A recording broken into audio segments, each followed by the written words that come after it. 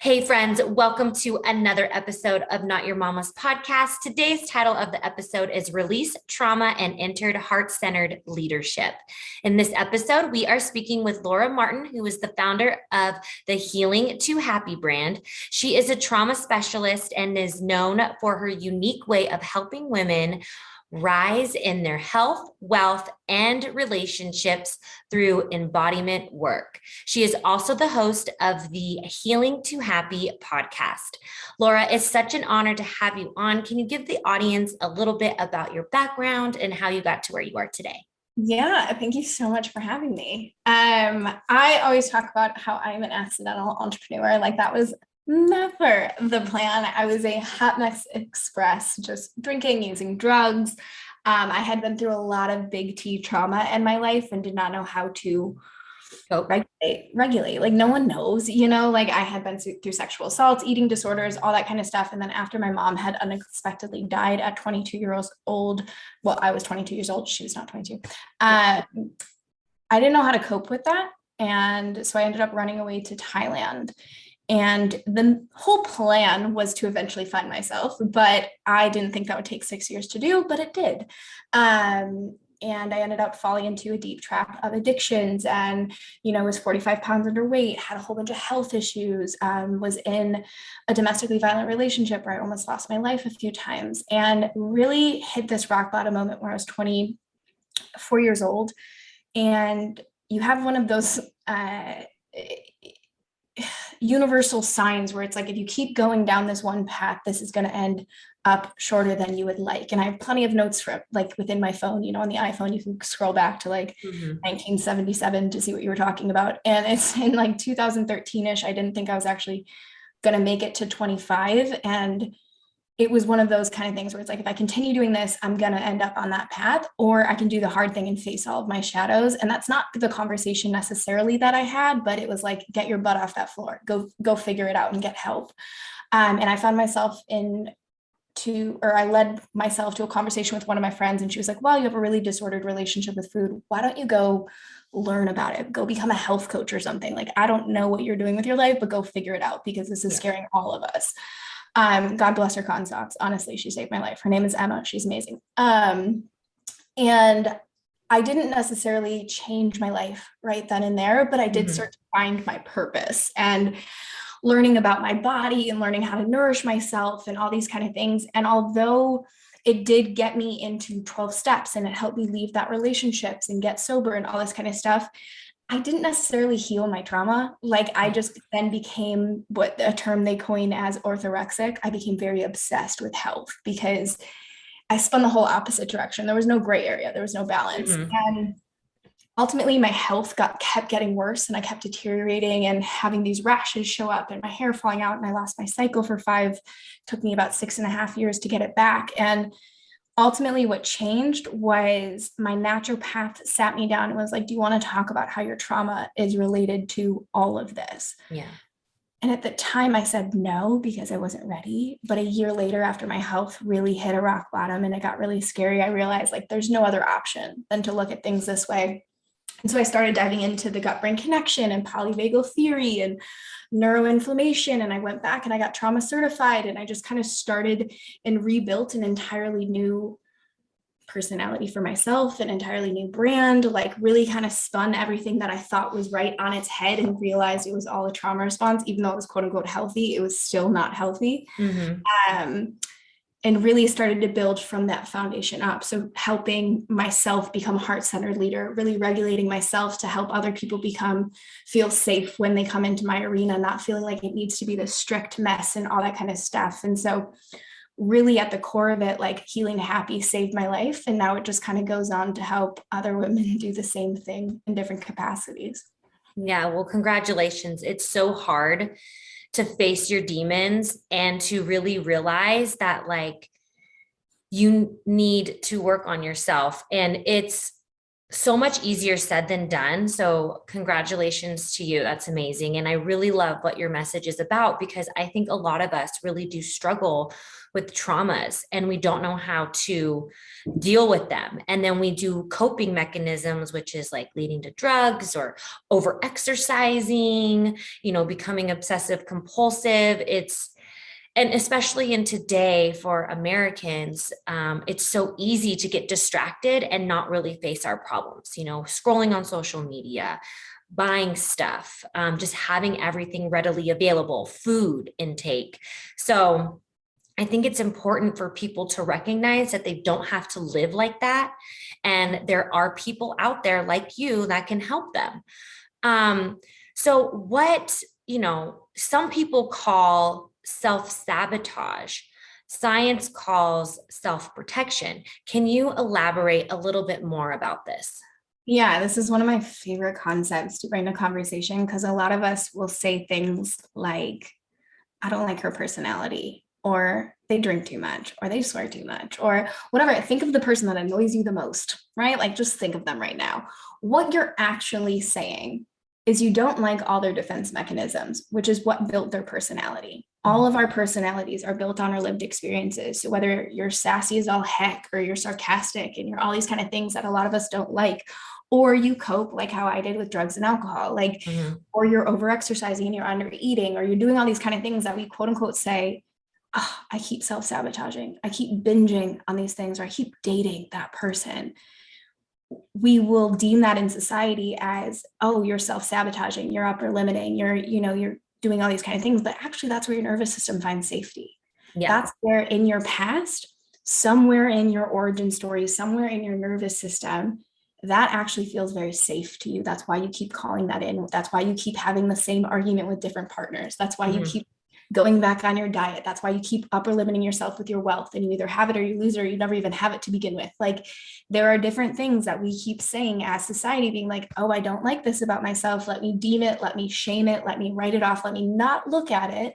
When at the core, if you look at it and you actually look at how your nervous system is so cool, and it's protecting you. That's all it is. It doesn't, like, that's what we think, like when it says self-protection, like it doesn't mean it's quote unquote good, right? Like it's not good that my body was like, let's go drink and do drugs. But like the chaos actually felt a lot safer to me than doing meditation or yoga. Like that actually would have put my nervous system into shock. That's why people that haven't done the work and they go do Vipassanas, which is a 10-day silent retreat, they go into psychosis because you actually haven't set your set point in your nervous system to feel safe there yet. So when we're looking at, and this might give permission to yourself or someone that you have been fighting against, and family members specifically, that's what I see, or like exes, where it's like, when people have done things, it wasn't necessarily to hurt you, just like you weren't trying to hurt them. That is just your body and your nervous system protecting itself. Exactly. Which it's fixable. Like your nervous system, a lot of us will be like, well, I'm born that way. Like, no, you're not. Your nervous system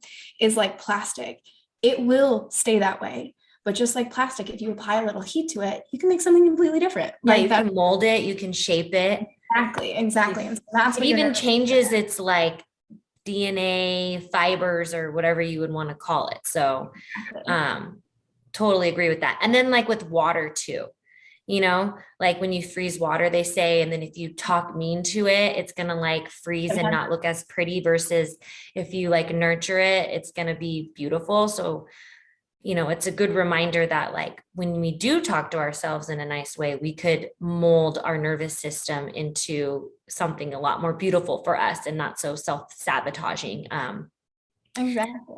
And even expanding on that, like it's because sometimes even like the self-talk, like you're not going to believe it. Like it's really understanding individual. This is why for me, like with my clients and stuff, we don't necessarily start with mantras and we don't start with these like wishful thinking kind of things, because if your core belief is that you're not worthy and you are unlovable and all these kind of things, your nervous system isn't going to believe it. So instead of like forcing this mold upon yourself, it's like, what's the heat to get you to the mold? Like, what's that 1% better that you can actually start to believe? Like how I said, for me, it was just nutrition. Like if I wasn't in any self-development course or any yoga classes, it was just like, how do I eat right? Like that was my 1% better.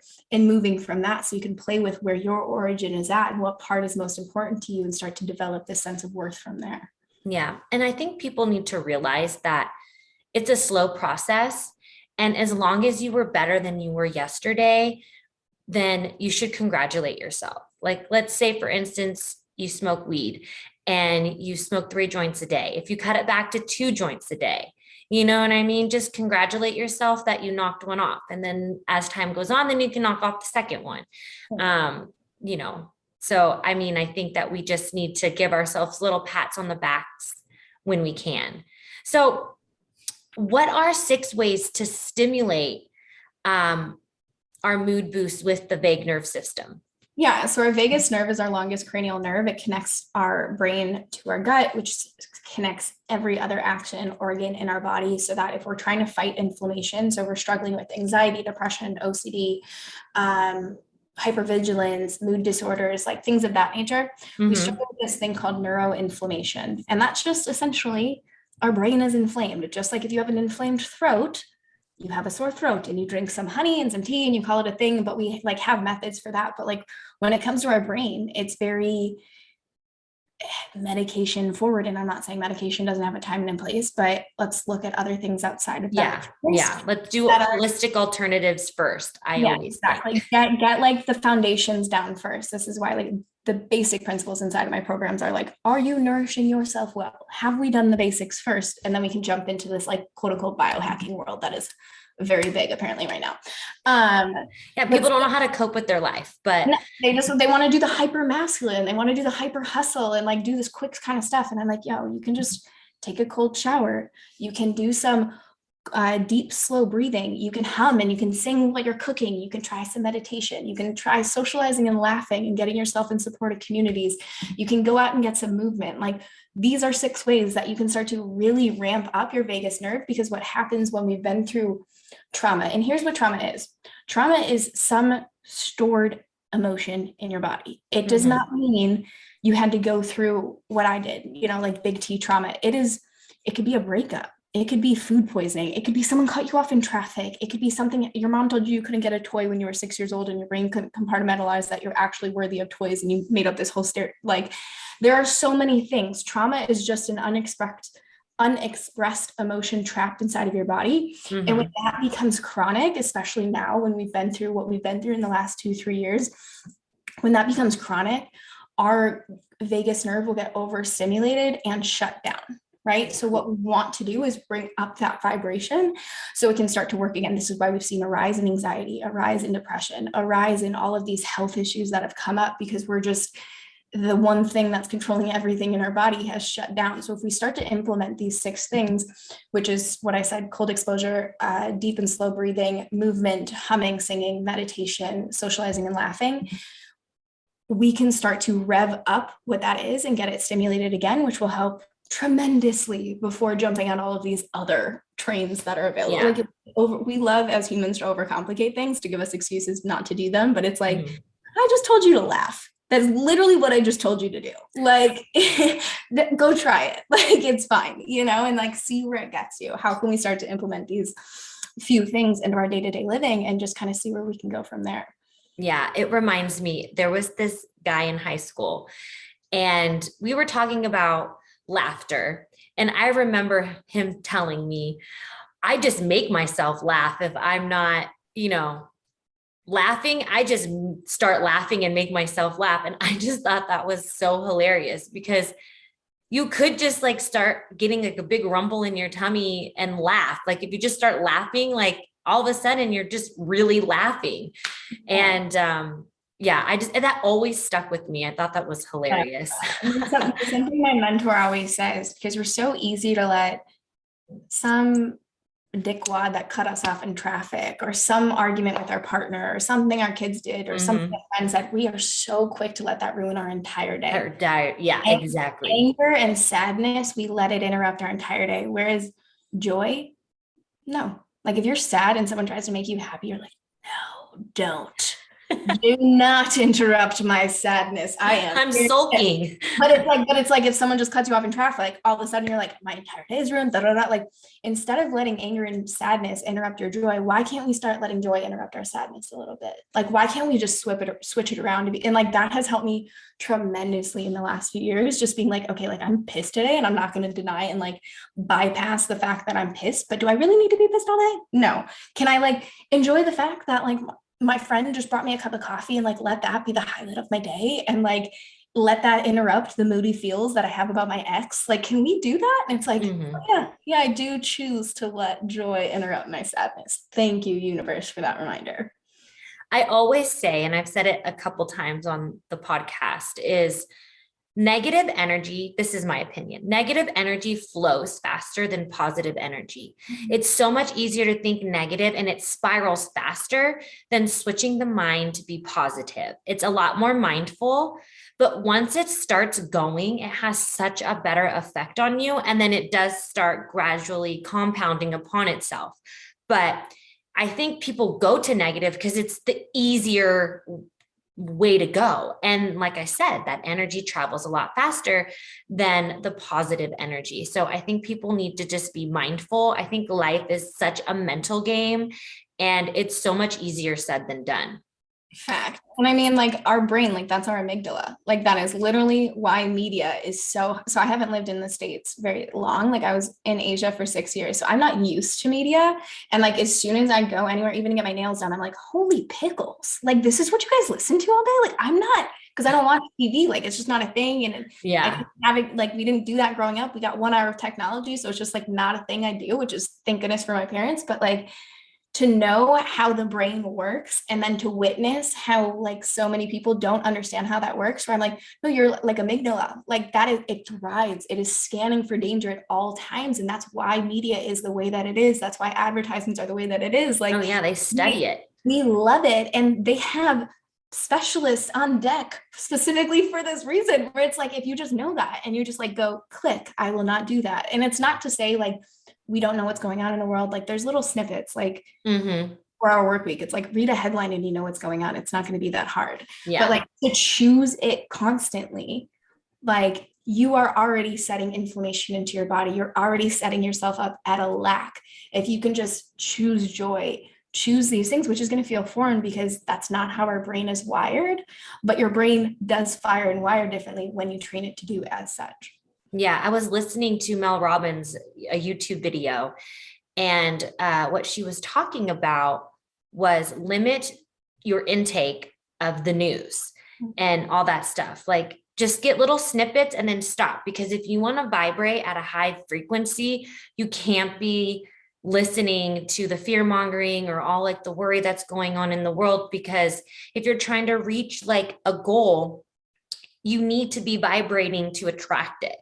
And I think it's just a great reminder to, put a cap on it, So how can we release the trauma and enter a heart-centered leadership role?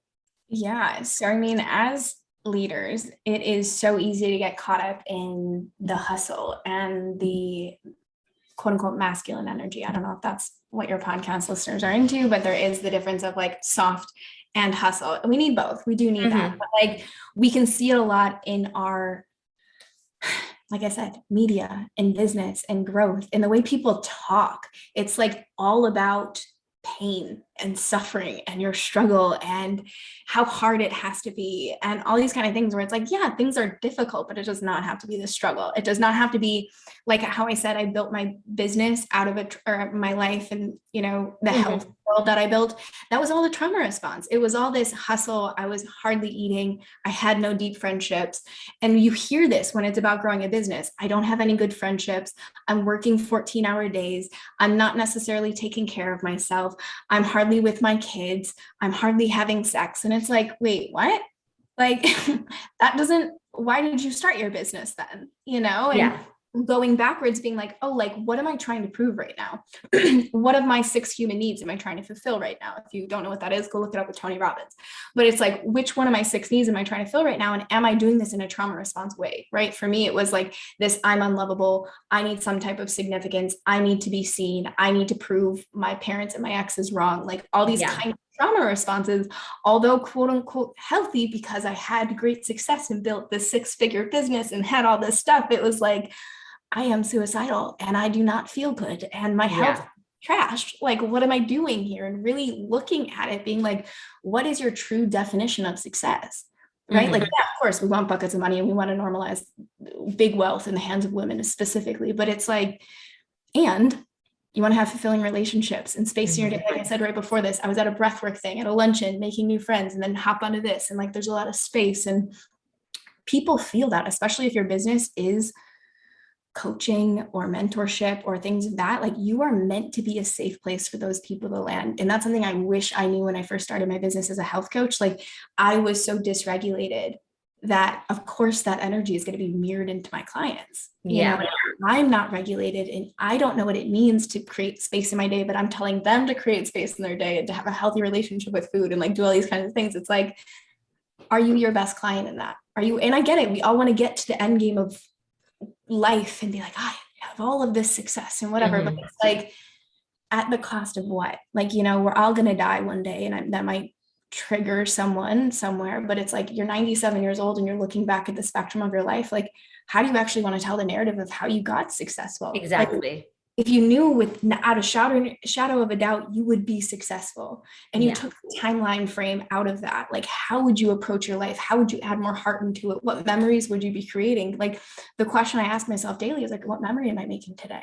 And how do I want to fulfill that? And like that has shifted everything in my life. And yeah, it's different. Like it's the way I do business and the way I lead my team and the way I, you know, run my life is very different from most business people, except for the ones that are in my mastermind, because they have the same idea of how they want to do business. But if that is something that you're seeking, it's like it does exist. It's different for sure. Like it's very different. It's not like funnels and ads and let's talk about everyone's triggers and traumas and like, what are you losing? Here's your challenge. I have the fix, like all these kind of things. It's more so like, let me speak to your power and remind you how freaking powerful you are, but more so how even more impactful you can get in that, how much more your heart can become part of your work, how much more your leadership gets to shine in a way that most people, they want to see that, you know, and they want to see that come to life. And so it's really looking at like, what is your narrative and how is that coming to life? And is there some type of childhood wound that's coming into your marketing and your work right now that we can actually start to dismantle, so you're not feeling like you're running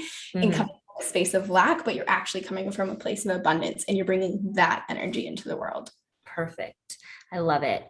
And so what are some actions someone can start now, real quick, for their mind and their bodies? Yeah. So a question you can start with is, what are you doing every day that's impacting the goal that you're trying to create? Do some solid reflection, because you need like, here's the thing that they tell you in Al-Anon, any self-development, you need awareness, you need acceptance, and you need action. What are you aware of that isn't happening in your life right now? And then can you sit in that and can you take radical acceptance that you're probably responsible for that? And that's okay. That does not mean that you're a bad person or anything like that, but we are responsible. We're the creators of your life. And then can you sit there and go, okay, so what's the next action to get that 1% better? Go through the 3 A's with everything in your life, whether it's business, whether it's relationships, whether it's health, whether it's finance, whether it's whatever in your life. Awareness of what it is, look at it. We have a problem of society that we don't want to look at it. We just want to start manifesting. And it's like, not how it works. Like you have to look at what the reality of the situation is, accept that there may be people you have to forgive, and there may be you that you have to forgive, that you probably played a part in it, all that kind of stuff that we get tripped up in playing victim role. Like, get yourself out of victim role and then start to take action on it so you can create that big juicy vision that you have in your life. Yeah, great information. So real quick, I have 4 questions that I ask all my first time guests. My first question to you is, who and what inspires you? I'm going to choose this from Matthew McConaughey's book, or his little speech, where it's like the future version of myself. And Oh, so, I like that's a good answer. yeah, I loved when he said that. So the person I want to become is the thing that inspires me daily. I really like that one. That's a good one. I think that will be my new answer now for that one. So my second question is, what is something you wished you knew when you were younger? There's no rush. There's absolutely no rush. And you get to wherever you need. And even if it's not where you need to go, God, universe, source had other plans for where you got to go. So stop rushing it and fall in love with the juicy journey. Like that is the whole point. I love that answer. My third question is, what's the essential part of your daily routine? First question in my head when I wake up is, what do I need today? And then what is the one thing I'm going to do to support that? Instead of morning routines that we get tripped up on, it's like, what do I actually need instead of a checklist? Like, how do I need to be supported? And what's one thing I can do to do that? Okay. And then my fourth one is the best advice you've ever received. It's from my father, and it has to do with relationships and business and life. Don't give anyone your star. I believe it's from The Mastery of Love is where he got it, which I just found out. And I was like, that's not yours, you sneaky little devil. But it's don't give anyone your star. You have your own star. People can just brighten it for you, but you don't give it away. Ooh, I like that. Good answers. Well, Laura, thank you so much for coming on. It was such a fruitful conversation. If you want to contact Laura, all of her information is down below in the show notes. Feel free to reach out if you would like to talk about ways to help release your trauma. Do you have any last words before we go? Yeah, that's it. Thank you so much for being here. And I will see you guys on the other side. All right, guys. Okay. Well, thank you so much for listening to another episode of Not Your Mama's podcast. And I will see you in the next one. Bye. Thank you for listening to this week's episode of Not Your Mama's podcast. If you're enjoying the show, please feel free to rate, subscribe, and leave a review wherever you listen to your podcasts. We really appreciate it, and we'll see you in the next one.